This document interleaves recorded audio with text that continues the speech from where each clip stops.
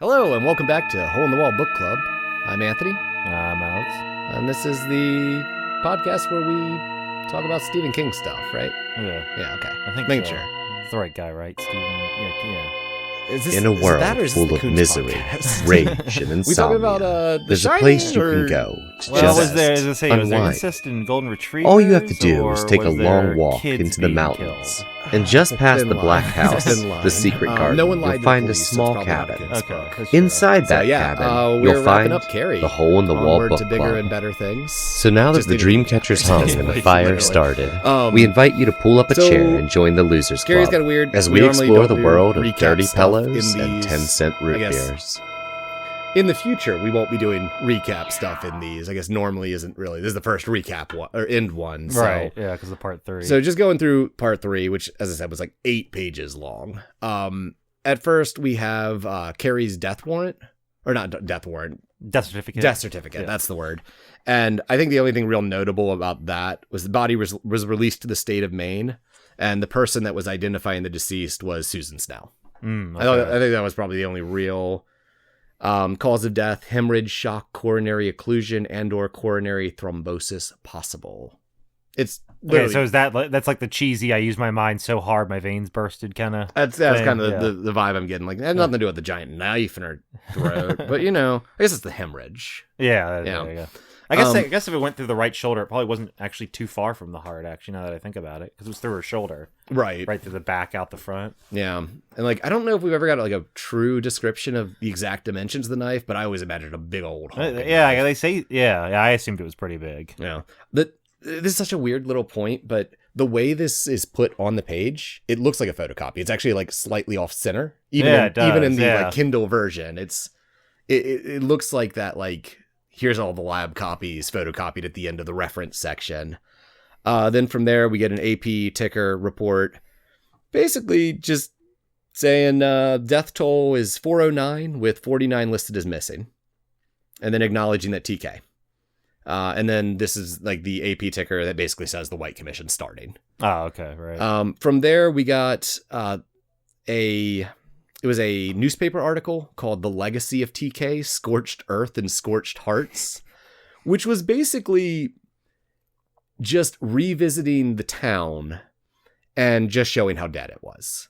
Like, they make mention that there was once a tornado, and that in the days after the tornado, like, the town was loud with the sound of people rebuilding, and like the spirit of the town was bolstered. In this, there's a quote I wanted to read that kind of sums up this whole thing, which was, "The overall impression is one of a town that is waiting to die.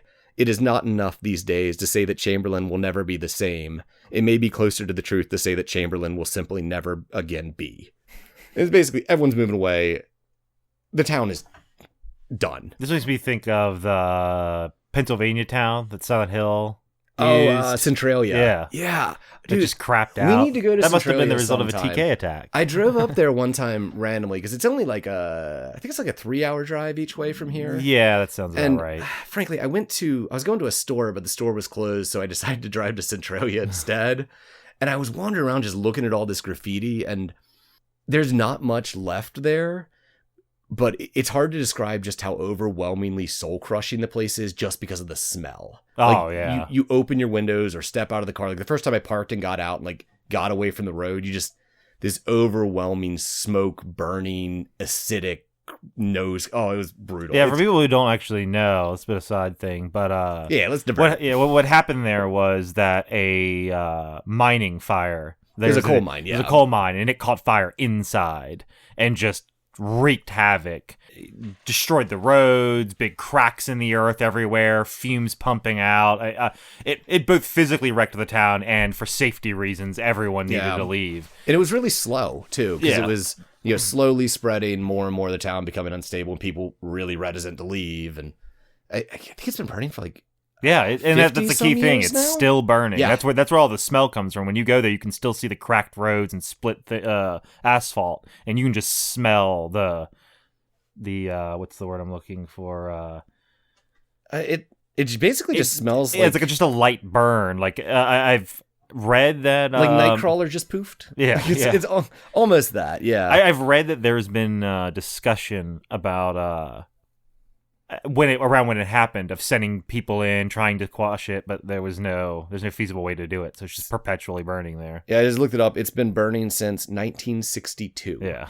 So what's time? Over 50 years at this point. That's wild. Yeah. But it's the like thematic inspiration for Silent Hill. The movie, I think, specifically. I'm not sure. Because I'm saying this, but I actually don't know. I don't think it's. Yeah, I think when we say Silent Hill, it's specifically the first movie. I believe the games don't have anything to do with that zone. I could be wrong because there's a lot of Western references in Silent Hill. But I believe the first movie, when they tried to make a movie adaptation, the movie takes place in West Virginia, if I'm not mistaken, but the borrowed design, locale, and cause and all that comes from Centralia. Yeah. I don't remember where we got off topic on that, but... Oh, yeah, Dead Town. Yeah, Dead Town. Yeah. But yeah, from there, we just get quick notes, basically an excerpt from the principal, Henry Grail, I think was the name. The guy... I still love that scene. Him standing up to Chris's dad. Such a good guy. But basically him being like, I'm not going to be the principal anymore. I resign. And he basically like, I couldn't stop this from happening. I feel terrible. Yeah, I'm out. Makes sense. And then we get an excerpt from the coach, Desjardins. I still feel terrible. I don't think we pronounced her name right I don't think we have a clue. And she's resigning. I think her quote is, I feel that I would kill myself before ever teaching again. Fair enough. Yeah. I liked this one because we get like basically just a bunch of little chunks. They're not even done in excerpt sections. It's like paragraph from this, and found painted on the lawn of the house lot where the white bungalow had been located. Carrie White is burning for her sins. Jesus never fails. Which I think is super interesting because in our last episode we were talking very much about how kind of Carrie is avenging Jesus in this, and they're kind of dead on. Jesus didn't fail if we view it through that lens. He definitely crushed people with them rocks. Yeah. From there, it's from telekinesis, analysis, and aftermath. And this is, I think I mentioned this one earlier, thinking it was from Shadows Exploded in the last episode, when they're like, hey, so this is going to happen again. 99% chance. Like, TK is real, and it's going to happen again. And then this might be my favorite. From slang terms explained, I almost said slang terms exploded. A parent's guide to rip off a Carrie, to either cause violence or destruction, mayhem, confusion, or to commit arson. So we got to start using that. Yeah. We got to start interjecting to rip off a Carrie in our modern speech. Yeah. Need to bring that back. Yeah, and then... Even though it didn't exist before. Yeah. From there, we get a little bit more of Susan Snell's autobiography. It seems to be the very end of it.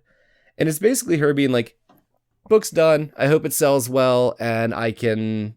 It's such a weird... I want to think things over, decide what I'm going to do between now and the time when my light is carried down that long tunnel into blackness. That's it. That's what we get from her. And this very much supports she is kind of broken after seeing death. I definitely... She's, I think, like you see in many a story, someone who's confronted the most extreme early in their life just looks really hollow for the rest of their life. You really get the impression with the little blurps from her in part 2, and then tailing it off with that she is now living life... You might think that the cheesy thing would be that she'd be living life to the fullest despite that tragedy, but it's far more that she seems like she's already so come to terms with death, having experienced that the thrill of life just seems to be gone. She's just kind of trying to put her things in order and flow through till she dies. The only other part of that excerpt is, this little book is done now. I hope it sells well so I can go someplace where nobody knows me. Like, it's clear. Yeah. She's broken. Yeah. She broke. There's also no mention of if she is actually pregnant. She's right. Sudden, I'm late. I'm never late. I'm probably pregnant. Never mentioned again in the book. Ever. Yeah, that's true. It was that bleeding at the end, the cancellation of it, maybe? I guess that I forgot about that. Yeah, I guess that was it. But so Carrie Wait, did Carrie pass on death to the kid? That might be it. Like, that might have been what we were supposed to take away from that. Like Carrie's minor punishment to her might have actually been to kill her unborn kid in her. I mean... Because yes, she did touch into her mind, and yes, she did seem to determine she hadn't done anything wrong, but intentional or not, I kind of wonder if maybe like, oh, maybe I'm pregnant. Oh, blood down my leg. Oh, miscarriage or something else. And it may have... Yeah, I hadn't put those two I hadn't two either bits until together. you'd mentioned 'Cause the pregnancy is just like 2 lines. Yeah, no, it's just like, oops, maybe. And to jump back way back then, it's in the middle of a thought. It's like, man, Carrie, Tommy. Ooh, I'm late. I'm never late. I'm probably pregnant. Carrie, Tom, and just never mentioned again. Yeah. And But yeah, now that I think about that, I wonder, because I thought that the bleeding was weird. You could construe it as like she's experiencing the trigger event for Carrie, but that's... I think it's a miscarriage. That's kind of subjectively reaching, but yeah, now that I think about it, she may have been pregnant and then it was canceled by Carrie holding on to her. Yeah. From there we get the setup for the sequel is 2 bits, and I actually love this. It's the conclusion of the White Commission, which is basically while an autopsy performed on the subject indicates some cellular changes. I had to read that bit because I'm going to talk about it a little bit when we talk about Mr. Gray. Mr. Gay. Basically, they're saying, it's not going to happen again. Literally, if we find no reason to believe a recurrence is likely or even possible. And then the very next line, we go into an excerpt from a letter from people who unless I'm just forgetting, I'm pretty sure we've never seen these names before. It's Amelia Jinks in Royal Knob, Tennessee, to Sandra Jinks in Macon, Georgia. I'm pretty sure we've never seen I don't recall Jinks. that last name at all. Yeah. And it's basically Amelia going, oh, your little niece is beautiful, and I think she has magic powers just like our grandmother. Oh, so this might amount to that weird kind of situation where it's like the movie, in a movie sense, where you see a movie go through its entire story and then do that, now we pan to the seeds of another example. Exactly. A lot like, what was the last Star Wars movie? Or no, the first Star Wars, Force Awakens. At the very end when it cuts to that kid and he's like, Force power! And you're meant to know it's continuing on. Right. That's what it feels like. Because, yeah, it's such a normal letter. It's a paragraph about just how pretty she is. And this is someone talking about their kid to their sister. And it's like, she's really pretty. She's a delight. I saw her in the yard playing with marbles. They seemed to be spinning on their own, and it freaked me out.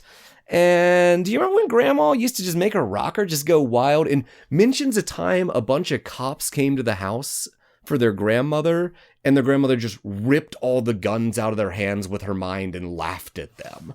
I'm like, if you have seen this, why are you being so chill about being like, and my kid's got kind of the same powers? It's wild. And just still, our Annie, the child, is awful pretty, and her eyes are bright as buttons. I bet she'll be a world beater someday. What's the name of the girl in Firestarter? I don't think it's Annie. But when we get to Firestarter, even if it's not like a literal direct tie there, I am very interested in Firestarter if it's chronologically accepting Carrie having happened. Right. Because isn't Firestarter thingy with so her? So that is one I think I've actually seen the movie and never read. I know I've seen the movie, but it was a long while ago. I vaguely remember it as starting in an institution, and then the main guy, adult character, running away. So I'm wondering if Annie's going to end up being one of the side characters in that institution at the beginning. And quality away from Stranger Things, but is Stranger Things just like King the Collage? Oh, it's ghostwritten by King. I don't know if you knew that. I'd be able to say it's very 80s, but King is very dated in the way he describes settings. He's very much hung up about writing books that sound like they're a couple decades ago kind of storytelling. Oh, yeah. 'Cause you were saying that, and I was just like, girl has powers and runs away with... That sounds... Oh, yeah, no, and like even continuing the whole like... slight season 2, I think? Stranger Things spoilers? Because you meet, I think it's season 2 where you meet the other subject that has powers? Yes, that's when she meets that little gang. So yeah, we're continuing this trend of females with psychic powers that each manifest in a slightly different way. Because like, while Carrie's TK was very focused on starting fires, it was by pulling things. She's using her mind to start fires by, blowing up a gas main, as opposed to Firestarter, where, if I remember correctly, she just starts fires with her pyrokinesis, mind. Right? Yeah, quite literally. So it's kind of that like little bits of flavoring. So yeah, there's definitely some connected vibes there. But that's the book. I'm going to go off about Dreamcatcher here soon. Is there anything you wanted to say first? Not much other than the flow of the book. Certainly by getting to the end, it saved the awkwardness of some of the nature of the book to begin with. But I think even with that being said, the excerpts and all that stuff probably could have... The fact that there's a part 3 full of what amounts to excerpts all on their own weirdly makes it look like all the excerpts that were in the book either didn't need to be there and could have been a part of this part 3, or could have just been more narratively woven in as like an actual in the story thing instead of so many. Because like the blurbs, or maybe even just have been of different content, because the weirdness about all those excerpts are that you're dealing with a story that while you're reading this story, you're having, at least for the first part, this definitely applies to the first part, this is less bad in the second part, because in the second part, the relatability, like the referencing to what's actively going on matters. Right. But the whole first part's Shadows Exploded and whatnot, interjections are... It's weird to read a book where the main crazy thing is announced basically explicitly right off the bat, and then you're like guided along through the Shadows Exploded to teach to handle this on a technical field, but the story itself doesn't care about that at all. Right. It was this weird like, oh, TK, okay, so they're talking about, okay, it doesn't matter. It's very weird that it didn't, none of it in part 1 felt like it mattered to the story, and it felt as if when part 2 came around, King was like, okay, what if I put Sue in here, and then maybe I actually give you some stuff to work with? So we got a plot. Yeah, and instead of just kind of slamming you with weird, I popped off the top of my head TK articles. I'm kind of left with the impression that the real story of Carrie isn't Carrie. It's not the plot of Carrie. It's almost like, hey, you need to know what happened with the White incident to understand what I'm really saying, which is TK, good or bad. Like, that almost felt like, because of the ending bit, the part 3, with all the focus on, you know, suddenly, oh, but this could happen again. Like, it almost felt like Carrie was like an allegorical tale, so we would understand the big argument of how do we confront TK. Yeah, I could definitely say it's a meta book. Yeah. It's definitely not a book where you read it and describe it to someone else like a standard novel. It's like, okay, you need to read all of it and then take the whole context into meaning. Which I think we should watch the movie and like maybe because that's kind of a key comparison episode of this. It's why very much as you're just following a character, Carrie, who's doing these things and ends this tragically. By the end of the book, you're kind of given the impression that like, yeah, you just witnessed all of it in the book. There's no other reason than to go, okay, well, now that you've seen her do this, do you see why TK is an issue? Yeah, exactly. Yeah. Exactly. It was like an after school special where the whole yeah, and any of the sentimental things you grab onto. This is what I mentioned at the very beginning of the book. They were like even the narrator was treating Carrie like crap, and then by the end, that's not there at all. There is none of, and so it very much in stuff where like canon books, like the library encyclopedia-esque books, which are official, are always like, this book's written from the perspective of a character in the universe, so it may not be 100% true. The starting the book out being so malicious towards Carrie and then watching this change with all the excerpts very much felt like Carrie was a book written by someone trying to inform you by Carrie, but even though it's just a novel, has their bias in it. Right. Like, you'd almost go so far as to say the book Carrie might, in a weird sense, have been written by Sue or someone involved in it, and that's the angle you were getting on the event, as opposed to just, it's a novel. Right.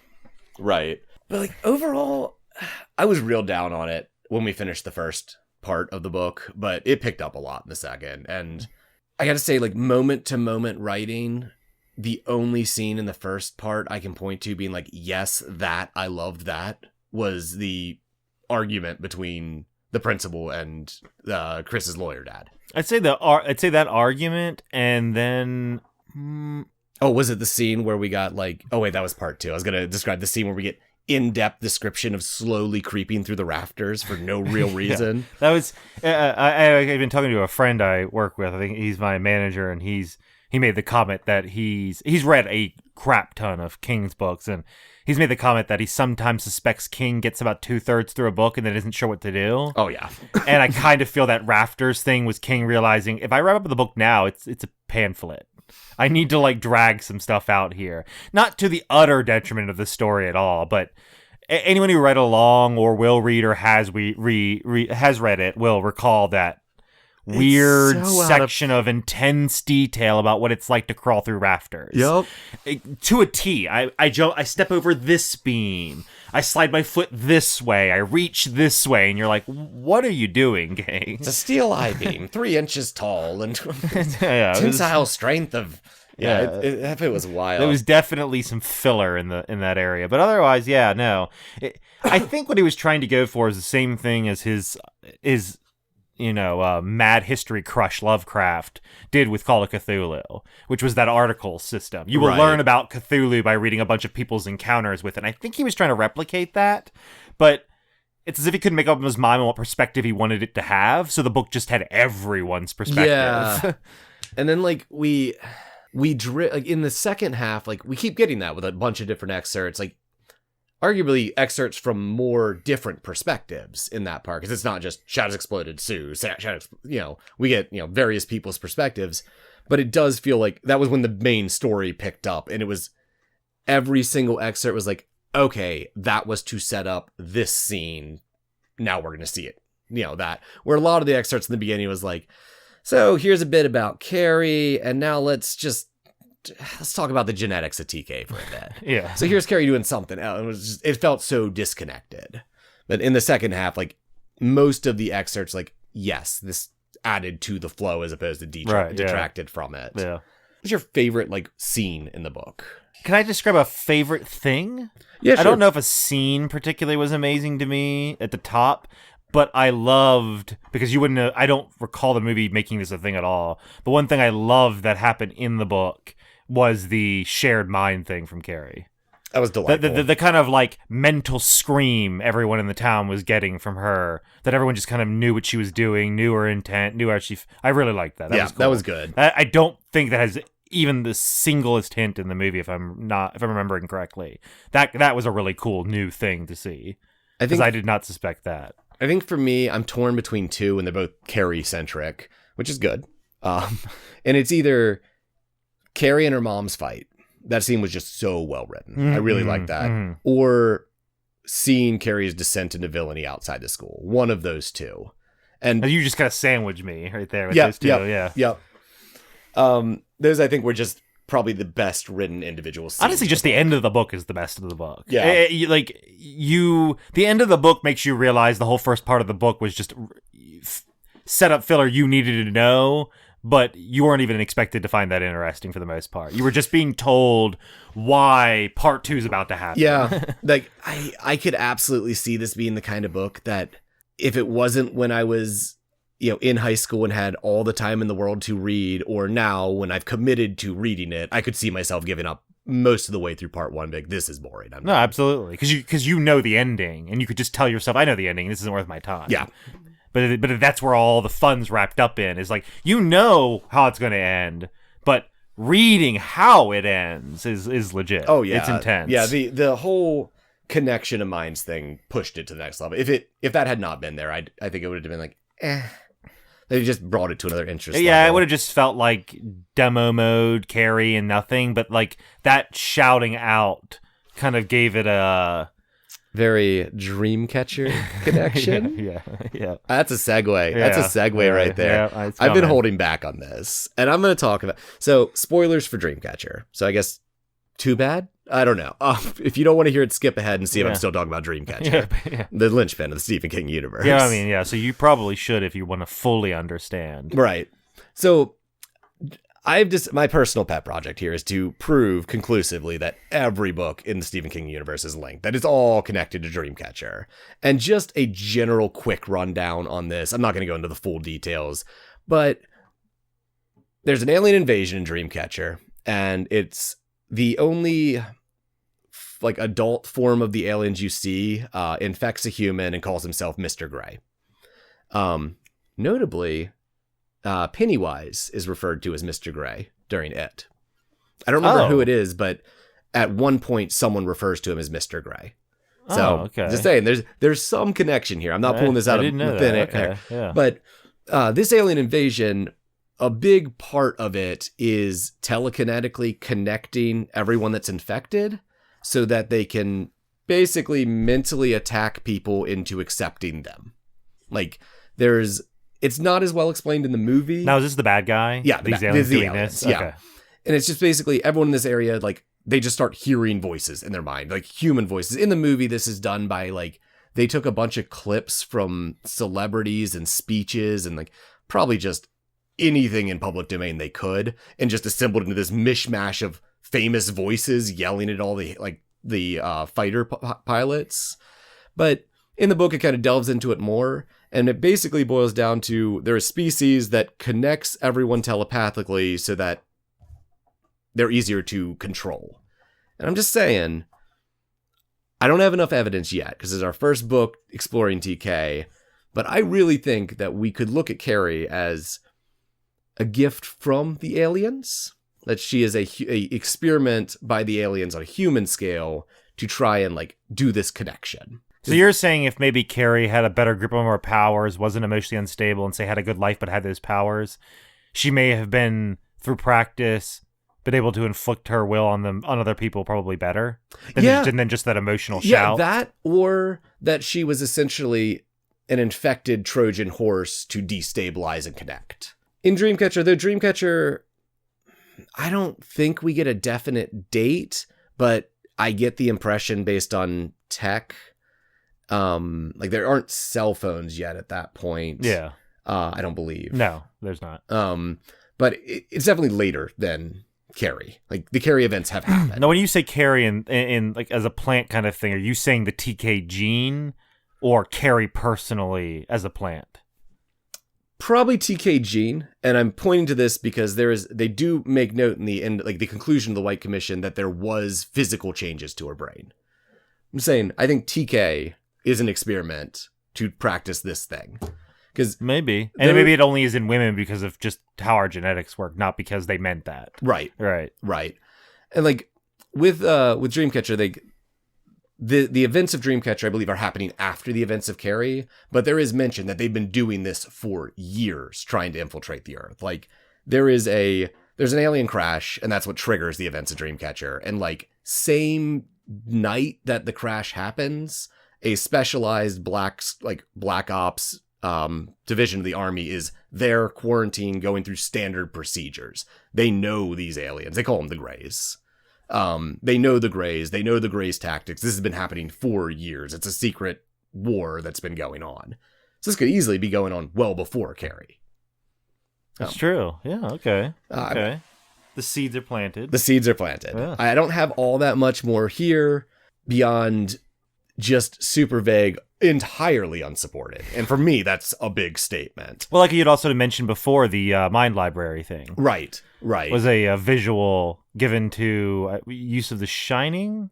Or was specifically the guy who, Jonesy. He's the guy who gets infected by the Mr. Gray alien. And in that, each of them has been given or taught or trained a power in their childhood by Duddits, who, I'll be honest, I don't know if he's a kid with Downs who was possessed by an alien, or if he is an alien who has taken the form of a kid with Down syndrome. I don't actually know what the implication was there, though you meet Duddit's mother, so I'm not, but whatever. But as a child, like, they made this friendship with Duddits, and he awakened this ability in each of them, which is kind of like a specialized use of The Shining. There's one guy who can see the line, which he kind of does this weird wiggly thing with his finger, which was really cool looking in the movie, and I actually think is how it's described in the book, too. I actually think those lined up.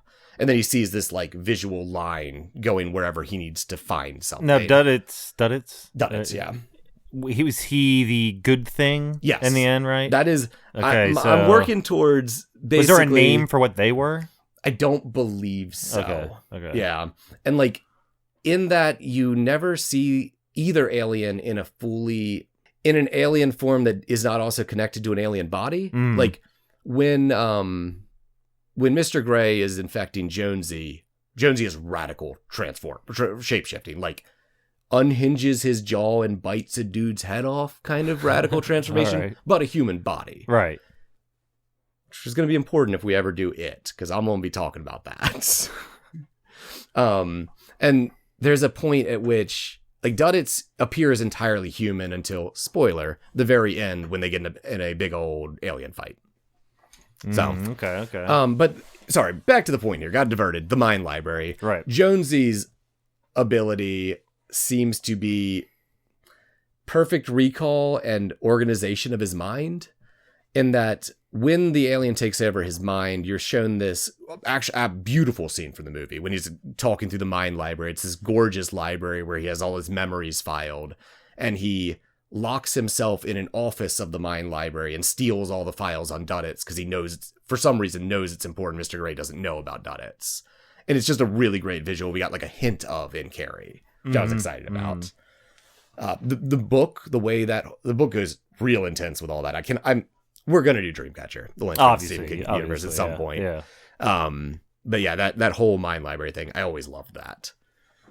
It almost made my favorite scene, but I didn't think it was fair because it's only my favorite scene because of the scene from Dreamcatcher. Yeah, I remember how pumped you were when we had finished the first three parts, which is all of part 1 and then the first part of part 2. Right. And we had started doing the part 3, and then you were immediately like, okay, you need to read this, you need to get to this, because that's where all the because you've been waiting for that first hair that lets you attach it to Dreamcatcher. Yep. So yeah, the mind library, and then at the same time the global consciousness connection. Yep. It was all just like right at the end, like click, click, click, click, click. Yes, I got fuel for this. And I mean, the alien thing is not even a hard draw. I mean, Alien, definitively. Dreamcatcher, Alien, definitively. I mean, any Under the Dome. Under the Dome. Definitively aliens. But I mean, like, anywhere where aliens are not explicit, you could pull that kind of thing you're describing. Like TK is a product of an experiment, or something's there that's letting it happen, but maybe they seeded it. It's all turtle gods and butt weasels all the way down. Yeah. That's Stephen King's writing. If you want to write like Stephen King, write about turtle gods and butt weasels. That's all you really need. Oh, and brutalize your children so they get magic powers. Yeah. Well, they'll either come out terrible, like whatever his name was in this book, the terrible kid with Chris. Billy. Yeah. You'll get a Billy character. Yeah. Essentially. Jumping into that scene where Billy's like just slapping around Chris a bit right before the Carrie incident. I'm going to say, if Billy was meta-aware, you might make an argument. He's like, hold up, we're about to fight Carrie. I better slap Chris. One last chance to abuse a child and give her the shining. We might stand a chance. Was she under 18? Did she still count? I don't know where I don't know where that cutoff is. Because it seemed like because we got Cujo where she's a full-blown adult developed Cujo's shining. just so weird, though. Yeah, it is. Cujo's just a weird story. Was Cujo in the novels list? Is Cujo a full novel? It's a short novel. Okay. It's right around the size of Carrie. Okay. There's gonna be more theory crafting stuff from me in later books. Yeah, this is definitely a building process. So yeah, Carrie gave us the dab at the end, but if anything, what Carrie's probably done is introduced one of the most intense elements in the King-verse right off the bat. So we at least have some groundwork for TK, right, and for that entire kind of kit. Exactly.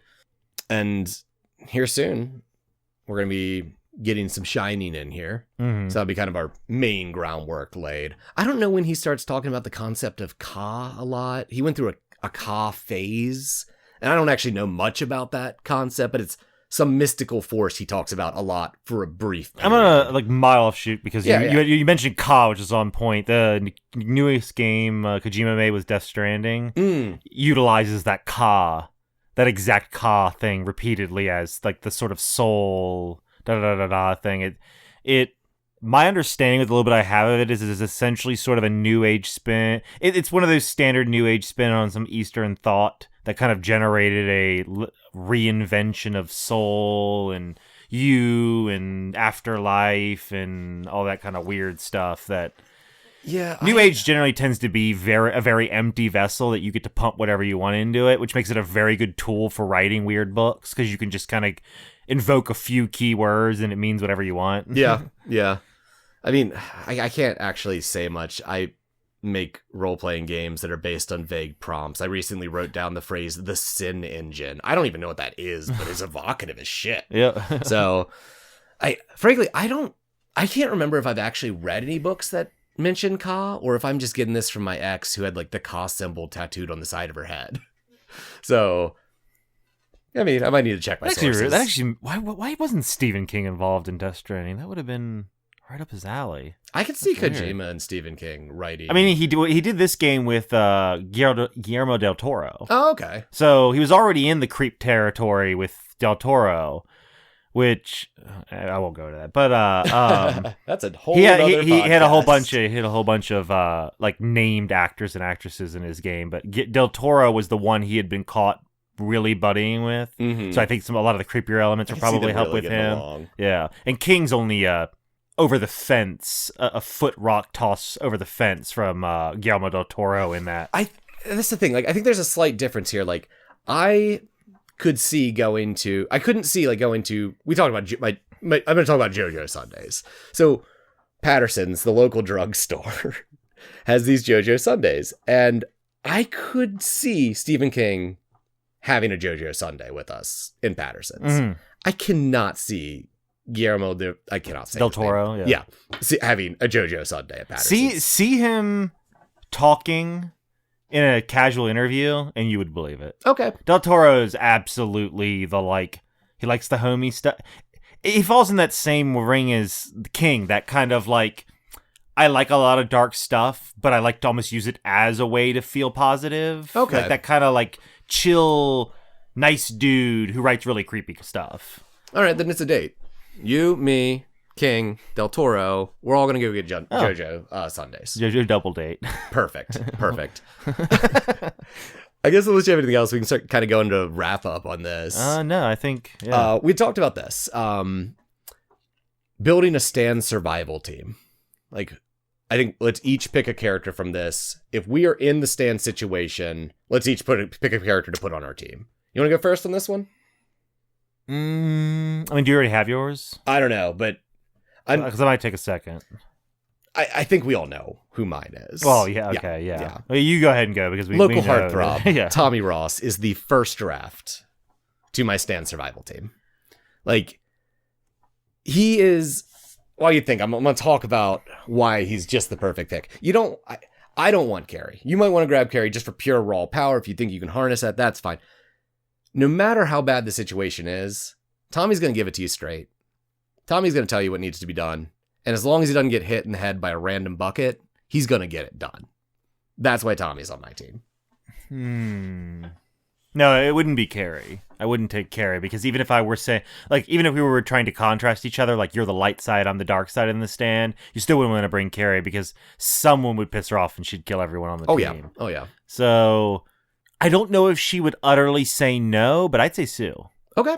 I think if you want anyone up pre-prepped for the end of the world, I think a person who's already experienced death while alive is probably pretty good at. Post-death Sue. Yeah, I feel like she's probably pretty good at this. Yeah, I could see her being the one that's like, no matter how bad the situation is, she's like, fuck it, I'm not dead. I mean, I felt worse. Let's do this. Exactly. Yeah, I think she's mentally equipped for the stand. Cool. And we can also have some like Montague Capulet thing going on with that situation. So I'm into that. Cool. So I guess one more question. Each out of 10 rating. I think this time I'm going to do it out of 10-cent root beers. Okay, I'll do mine out of 10. Let's go with Mom's Daggers. I like that.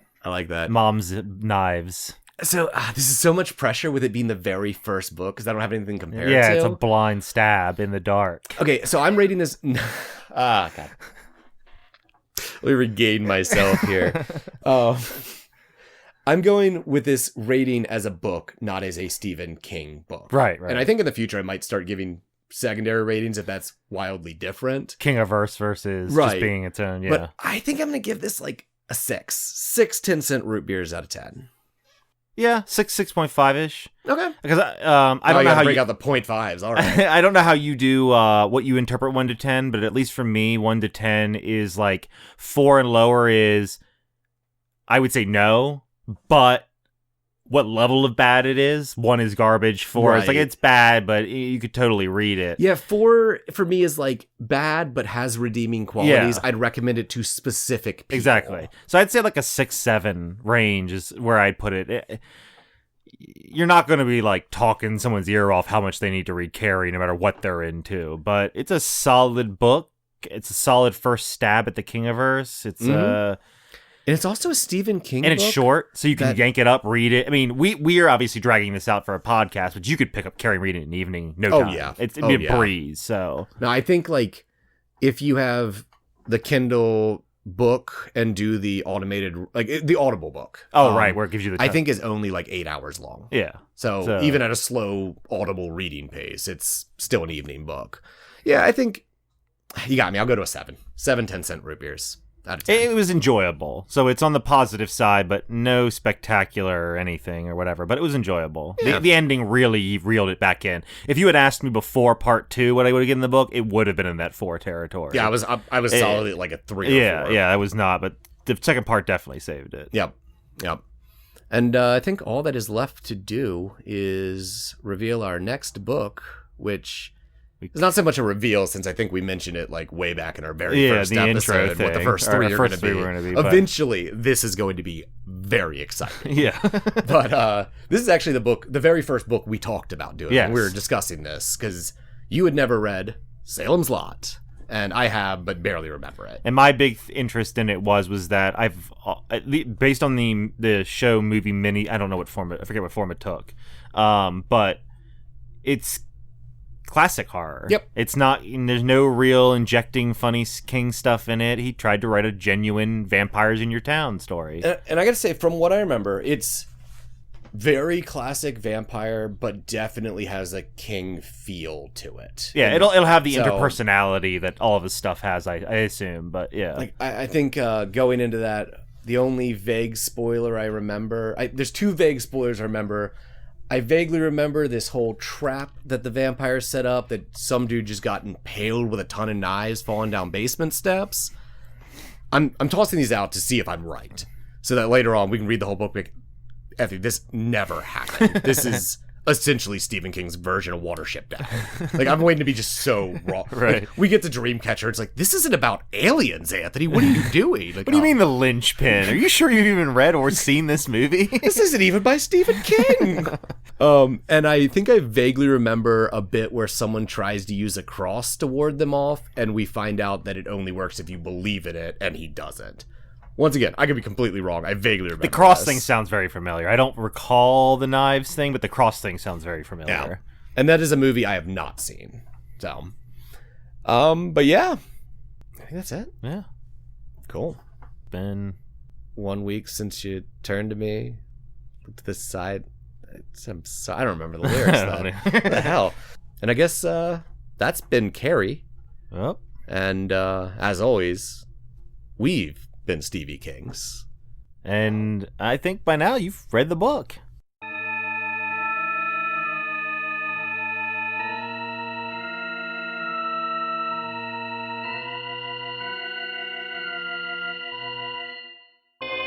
Hole in the Wall Book Club is a part of the icynewyear Productions Network and produced and edited by Anthony Sheets. The music in this episode is Supernatural Radio by Kevin MacLeod. There'll be a link to his license and website in the show notes. If you want to get a hold of us, tweet us at icynewyear or send an email to icynewyear@gmail.com. If you enjoyed this episode, please take a moment to tell a friend or leave us a review on your podcatcher of choice.